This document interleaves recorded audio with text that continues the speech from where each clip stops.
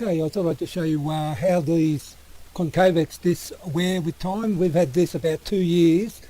I've had no adjustments because everything that I put on, I put a Loctite on there so it never loosen off. So we'll just have a quick look to see what sort of wear we got.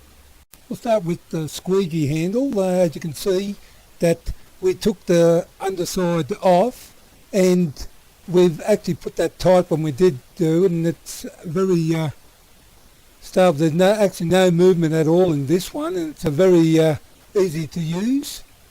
And now the rise has been removed on this, and I think we tightened it not too tight, but it's still a bit loose, but boy, it's very good on the pole to use mainly.